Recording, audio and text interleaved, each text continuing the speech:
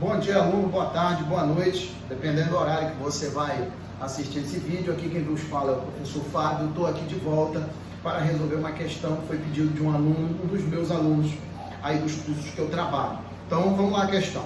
Ela está dizendo o seguinte: uma bola lançada do topo de uma torre de 85 metros de altura com uma velocidade horizontal de 5 metros por segundo. Aí vem a figura. A distância horizontal D em metros entre a torre e o ponto onde a bola atinge o barranco, que é o plano inclinado, vale quanto? É a distância D. Se a gente olhar aqui a questão está aqui, eu já reproduzi o desenho da melhor maneira possível aqui, e a distância é D, que é exatamente a distância desse barranco até o ponto onde ela toca aqui no plano inclinado. Primeira coisa que eu tenho que identificar aí, que assunto que a questão está se referindo. A questão está se referindo a lançamentos, né? Aqueles lançamentos que a gente estuda lá na parte da mecânica, que a gente chama de balística. Que eu tenho lançamento vertical, eu tenho lançamento horizontal e eu tenho lançamento oblíquo. Esse problema aqui, especificamente, é um lançamento horizontal. É um lançamento horizontal. Aquele objeto vai ser lançado de maneira horizontalmente, com uma velocidade de 5 metros por segundo, que está ali no desenho, que a questão já dá. E, à medida que esse objeto se movimenta para a direita, ele começa a sofrer o efeito da aceleração gravitacional, ele começa a ser acelerado verticalmente para baixo. Isso significa o seguinte, que esse movimento, essa metade, digamos desses termos, a metade dessa parábola aqui é a composição de dois movimentos, um movimento horizontal e um movimento vertical. Sendo que no movimento horizontal, não existe aceleração nenhuma na horizontal. Então significa que aqueles 5 metros por segundo ali vai ser uma velocidade constante. E lá da cinemática, qual é o movimento que é caracterizado pela constância da velocidade? Ou seja, o móvel percorre espaços iguais em intervalo de tempos iguais. Esse é um movimento retilíneo uniforme. Isso significa que na horizontal aqui o movimento vai ser retilíneo uniforme, a velocidade vai ser constante. Diferentemente do que vai acontecer na vertical. À medida que esse objeto se move para a direita, ele começa a ser acelerado para baixo, por meio de uma aceleração constante. E quem é um movimento que é caracterizado pela constância da aceleração? Ou seja, a cada 1 segundo que passa, ele percorre uma distância maior do que o segundo anterior. Isso é um movimento retilíneo uniformemente variado. Sendo que quem vai ser constante agora vai ser a aceleração, e não a velocidade. A velocidade vai variar. Porque à medida que ele cai, a tendência é que a velocidade aumenta, que o movimento de queda ele é acelerado, a tendência é que a velocidade aumente. Então o que eu vou ter que fazer aqui? Eu vou ter que equacionar esses termos aqui para poder chegar no que o problema realmente quer. Porque olha só, o que eu sei aqui é o seguinte: o tempo que esse objeto demora para percorrer a distância D é o mesmo tempo que ele demora para percorrer a distância de queda, ou seja, a altura. O que eu vou ter aqui? Eu vou ter uma altura que ele vai percorrer. E essa altura que ele vai percorrer aqui, ó, essa altura, eu vou chamar aqui de H. Quem é H? H é a altura que ele vai percorrer de queda até chegar nesse objeto aqui. Ele também vai ter a distância D. O que a gente tem que entender aqui é o seguinte: como isso é uma composição de dois movimentos independentes e simultâneos, isso significa que o tempo que esse objeto demora para percorrer essa altura H é exatamente o mesmo tempo que ele demora para percorrer essa distância horizontal, essa distância D. Então o que eu vou fazer aqui? Eu vou orientar minha trajetória para baixo, porque como o objeto está caindo, eu vou fazer orientando a trajetória para baixo, tá? Orientando minha trajetória para baixo, eu vou ter esse pedaço H aqui, né? Aqui vai ser o zero, né? Já que eu estou orientando a trajetória para baixo, esse ponto aqui vai ser 85, esse aqui vai ser o ponto H, e essa distância toda aqui, ó, como é que eu calculo essa distância toda? Vai ser exatamente esse tamanho todo menos o H, ou seja, aqui vai ser 85 menos H. Vai ser essa distância aqui, essa distância de baixo. Por que eu estou atrás dessa distância de baixo? Porque o que eu vou fazer aqui é o seguinte: eu vou equacionar esse 85 menos H juntamente com D. Ou seja, se eu pegar o ponto onde ele cai e traçar uma perpendicular aqui em relação ao chão, uma perpendicular, deixa eu melhorar esse traçado aqui. se eu traçar uma perpendicular aqui em relação ao chão, aqui, ó, o que eu vou ter? Eu vou ter um triângulo retângulo aqui, ó. Aí veja bem, eu vou ter um triângulo retângulo. Olha o triângulo retângulo aqui, ó. Esse triângulo retângulo aqui. Esse triângulo vai ser um triângulo retângulo. Essa figura é um triângulo retângulo. Aí o que eu vou fazer? Esse triângulo retângulo ele vai ter esse cateto. Como é que eu faço para encontrar esse cateto? Se a gente projetar esse pessoal todo aqui em cima, essa distância toda é D. Essa distância inteira aqui é D. Então significa que esse tamanho vermelho vai ser D menos 10. Ou seja, eu tenho um tamanho todo, que é D, e esse tamanho é o D tirando o 10. Esse tamanho aqui, 10 metros, né? Conforme está aqui. E esse tamanho que está aqui, ó, vai ser exatamente quem? Vai ser o 85 menos H, porque eu estou rebatendo esse tamanho aqui, ó, trazendo ele para cá. Então esse tamanho aqui vai ser 85 menos H. Tá, Fábio? E daí? E daí que é o seguinte, ó. Eu tenho D aqui, tenho H ali. Eu não sei quanto é que vale o H ainda, mas dá para a gente achar o H equacionando ali com o 5. Mas vamos pegar primeiro esses dois. Depois a gente se preocupa ali com o 5, tá? Aqui eu vou ter o seguinte, ó. Isso aqui dá na questão. Isso aqui é um símbolo, isso aqui é um triângulo retângulo. Na verdade é uma razão. É uma razão de tamanho, isso daí. Então o que acontece? Como isso daqui é um triângulo retângulo, eu posso muito bem considerar que esse ângulo aqui seja um ângulo alfa. Então esse ângulo aqui, ó, também vai ser um ângulo alfa. Eu posso fazer isso daí. Então o que acontece? Dado esse triângulo, deixa eu dar os nomes aqui, ó, para os vértices desse triângulo, que a partir de agora esse triângulo aqui é a figura mais importante que a gente tem. Isso aqui eu vou chamar de A, isso aqui eu vou chamar de B, isso aqui eu vou chamar de D, de C. Aí eu tenho um triângulo ABC. No triângulo ABC, tentar colocar o mais detalhado possível aqui. No triângulo ABC, que eu já falei que ele é retângulo, eu tenho esse lado e esse outro. Como esses dois lados são perpendiculares entre si, entre eles tem um ângulo de 90 graus, eles são perpendiculares, são ortogonais, tem 90 graus entre eles, esses dois lados são dois catetos.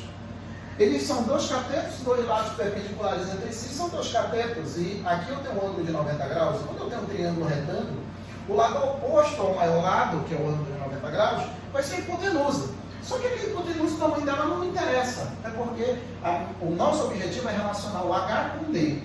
Então, qual é a razão que eu vou usar aqui? Tangente. É a tangente que eu vou usar aqui. Então, eu tenho aqui que a tangente do ângulo alfa, que é esse ângulo que está aí, quando é que vale o ângulo alfa? Sei lá, eu estou inventando isso daí. O ângulo alfa vai ser igual ao cateto oposto, ou seja, o que está lá do outro lado, que vai ser 85 menos H, dividido aqui pelo cateto adjacente, ou seja, o adjacente é o que está do lado, que é o D menos 10. E o ângulo, Fábio? O ângulo alfa? Eu não sei quanto é que vale o ângulo alfa, até porque não interessa quanto é que vale o ângulo alfa. O que interessa para nós é a razão entre os tamanhos, é a tangente do ângulo. Se eu considerar que isso aqui, ó, esse ângulo alfa aqui e esse outro ângulo alfa, eles são correspondentes, eles não são iguais, são congruentes. Então tem aqui que a tangente desse ângulo alfa é 8 sobre 1. Então a tangente de alfa é 8 sobre 1, que vai ser igual a 85 menos H, dividido aqui para D menos 10. Aí daqui, ó, multiplicando, cruzado, isso daqui vai ficar D vezes 8, que dá 8D. 8 vezes 10 dá menos 80, que vai ser igual a 85 menos H. Então, olha só, olha o que eu fiz.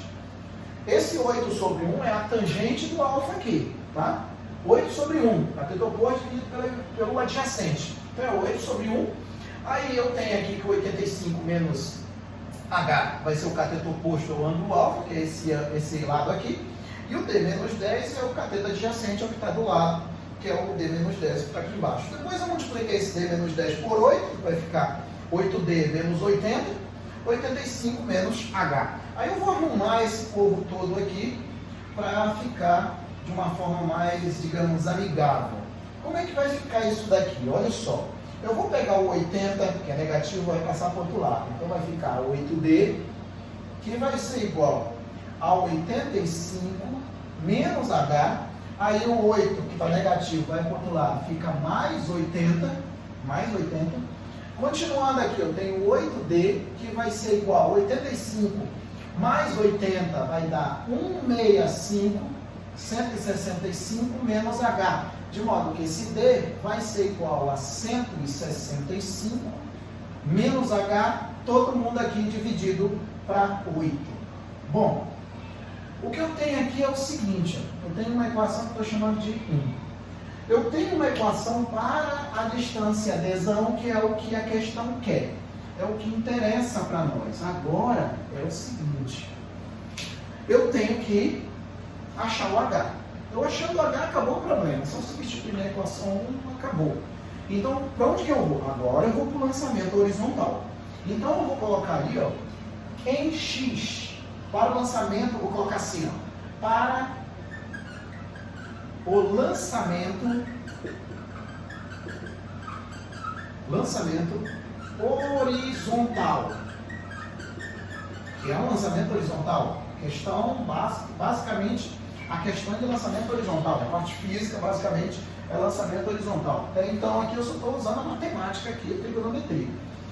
No lançamento horizontal, eu vou colocar assim, ó, em X. Quando a gente está colocando em X, a gente está usando a abscissa X, ou seja, o eixo horizontal, ou seja, o movimento horizontal.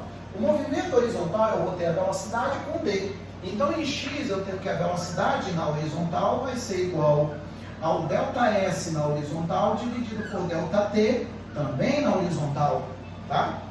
Esse Vx vale 5. O ΔS vale D. E o ΔTx, eu não sei quanto é que vale, mas eu posso colocar assim, ó. O ΔTx vai ser igual a D sobre 5. Ou seja, o tempo que esse objeto demora para percorrer a distância D é exatamente D sobre 5, tá? E essa expressão aqui eu vou chamar de 2, essa expressão aqui, tá? Aí o que acontece? Isso para a horizontal. Para a vertical, vou colocar aqui, ó, em Y. Na direção Y, o que vai acontecer aqui? A gente já sabe que na direção Y, o movimento é uniformemente variável. Eu vou ter uma velocidade variando, a aceleração é constante, que é exatamente a aceleração gravitacional, e eu já sei que a velocidade vai variar, isso a gente já sabe, né? Então, na queda, como eu orientei minha trajetória para baixo, eu vou ter o seguinte, eu vou ter aqui que S vai ser igual a S0 mais V0t mais AT ao quadrado dividido por 2, que é aquela expressão que a gente tem lá do movimento uniformemente variado, aquela função de segundo grau. Aqui no caso, esse S0 vai vir para cá, vai ficar S menos S0, que vai ser exatamente a altura que ele vai percorrer, né? Vai ser a altura que ele vai percorrer. O V0 é o V0y, tá? Ou seja, é a velocidade inicial na vertical. Não confundamos as bolas aqui. O movimento horizontal é uma coisa, o movimento vertical é outra. A velocidade na horizontal é 5 metros por segundo. A velocidade na vertical, ela vai aumentando, ou seja, ela parte do zero e à medida que ela cai, a velocidade está aumentando, porque o movimento de queda é acelerado. Então, significa que essa velocidade inicial aqui é zero, esse termo aqui vai embora. É zero, multiplicou ali, zero e acabou-se, tá? A aceleração G, como eu orientei minha trajetória para baixo, o G é positivo. Então vai ficar aqui, ó, G vezes o TY elevado ao quadrado, todo mundo aqui dividido por 2, tá? Dividido por 2. Aí, olha só, continuando para cá, ó, vou continuar aqui, ó. Continuando para cá, eu vou ter 2H sobre G, que vai ser igual a TY ao quadrado. Olha só, eu peguei o 2, multipliquei para lá, o G foi dividindo, ficou 2H dividido por G. Vou tirar a raiz quadrada dos dois lados. Eu tenho que TY vai ser igual a raiz quadrada a raiz quadrada aqui, né? Não percamos aqui a linha de raciocínio. Raiz quadrada de 2H sobre G. Aqui, ó. Então significa o seguinte, isso aqui eu vou chamar de 3. Ó. Então significa o seguinte, não vamos perder o fio da meada. Essa questão não é tão trivial assim não. A gente tem que pensar um pouco e saber trabalhar com as equações, com a figura, tem que saber trabalhar com tudo aqui. Olha só, se eu olhar para a equação 3 e 2, eu posso igualar as duas.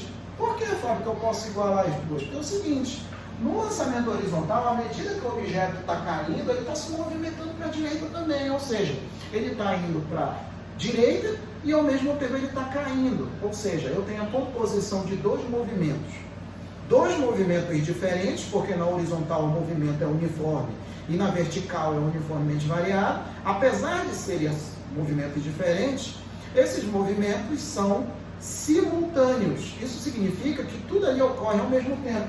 E então, essa equação 2 com essa equação 3, eu posso igualar as duas equações. Eu posso, e é exatamente isso que eu vou fazer. Então, vou colocar assim, ó. Então, igualando as equações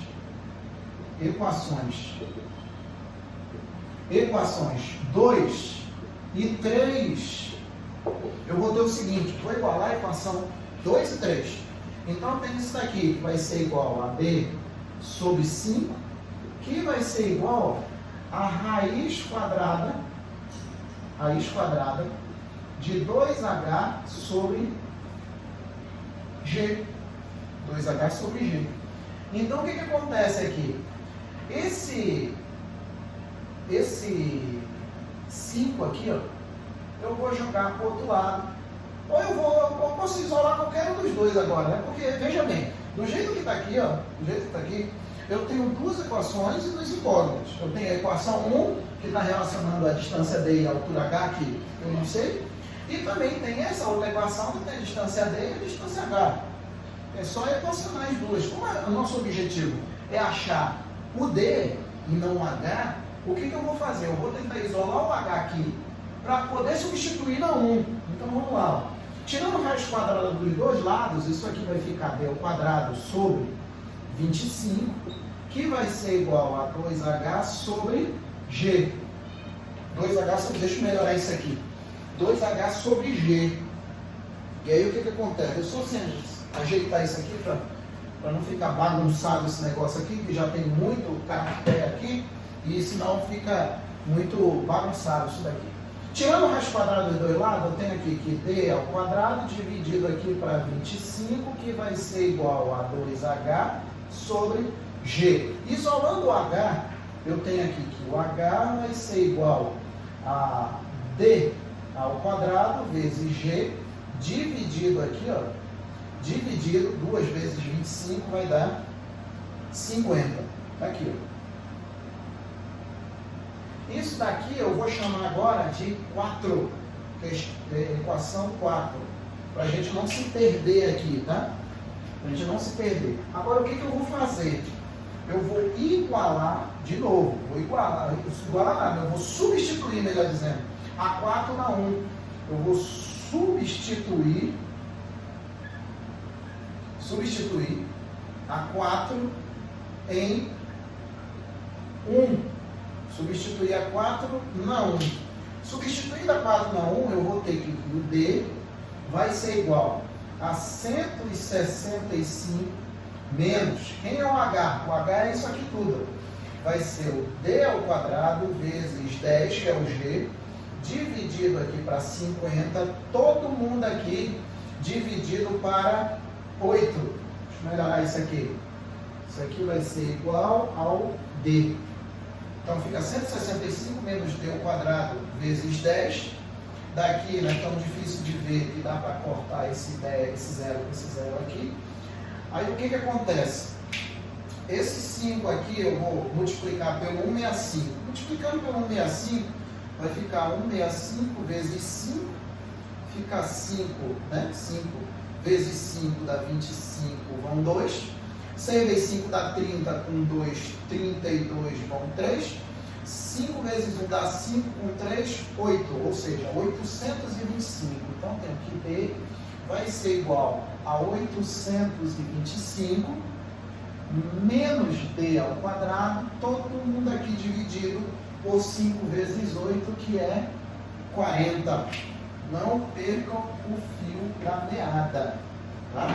Então, esse 5 aqui, eu tinha MC aqui, 5 vezes 165 dá 825, menos o D ao quadrado que está aqui em cima, né? Aí, esse 5, que é o denominador comum, ele vai vir para cá para baixo, multiplica pelo 8, que vai dar exatamente 40. Agora, arrumando isso daqui, ó, eu tenho 40 vezes D, que vai ficar 40D menos 825 mais D ao quadrado, que é igual a zero. Ou seja, isso é uma equação de segundo grau. Deixa eu arrumar aqui para ficar de fato com uma cara de equação de segundo grau, como todo mundo já está acostumado. 40D menos 825, que é igual a zero. Ou seja, está aqui a equação de segundo grau. Isso significa o seguinte: eu tenho duas raízes aí. Provavelmente, como ali eu tenho um sinal de mais aqui está sinal de menos, provavelmente vai dar uma raiz positiva e uma negativa. A gente vai sempre pegar a medida positiva, porque não existe tamanho de segmento negativo. O tamanho de segmento sempre vai ser um tamanho de segmento positivo. Eu sempre vou pegar a raiz positiva, tá? Então vamos lá. Como é que dá aqui? Dois números que somados dá mais 40 e multiplicado dá menos 825. Vamos fazer pela forma tradicional. Dá para fazer pelo produto pela soma, mas aí tem que fazer outras contas aqui. Mas vamos lá. Eu tenho aqui que o D vai ser igual a B ao quadrado, menos B, né? Que é 40, menos 40, mais ou menos raiz de B ao quadrado, que é o B ao quadrado, é 40. 40. Continuando aqui, ó, que D vai ser igual a menos 40, mais ou menos raiz de 3.300 mais 1.600 dá 4.900. Todo mundo aqui dividido por 2. Então tem aqui que D vai ser igual a menos 40, mais ou menos raiz quadrada de 4.900 dá 70, né? 70. Agora sim, dá 70. 70 dividido por 2. Daqui eu tenho o seguinte: eu tenho aqui que D', que seria a primeira raiz, que é a positiva daqui, vai ficar menos 40, com mais 70 vai dar mais 30, dividido por 2, 15. 15 metros. É a distância, a raiz de duas linhas vai dar menos 40, com menos 70 vai dar menos 110 dividido por 2, menos 55 metros. Ou seja, a resposta é exatamente a primeira raiz. A primeira raiz aqui, né, que é 15 metros. Essa de negativa, ela não convém, porque é o que eu falei no início. Não existe tamanho de segmento negativo. Vai ser positivo, vai ser a raiz que a gente está pegando aí. Tá bom? Então, essa é a questão que era que a gente tinha para fazer. E mando votos aí, né? Eu desejo muito que vocês continuem estudando. Qualquer outra questão que peço para fazer, bota aí nos comentários aí, ou então me manda no reservado, no WhatsApp. Manda de alguma forma, que a gente está aqui para ajudar. Está aqui para ajudar nossos alunos. Se gostou do vídeo, peço a gentileza que curta aí embaixo, comenta aí, se tiver alguma coisa a acrescentar de maneira construtiva para a confecção dos vídeos, ou simplesmente para a gente melhorar essas resoluções, coloca aí embaixo. A gente está aqui para trocar ideia mesmo, para a gente conversar, tá bom? No mais é isso daí, a gente se vê no próximo vídeo. Obrigado aí, tá?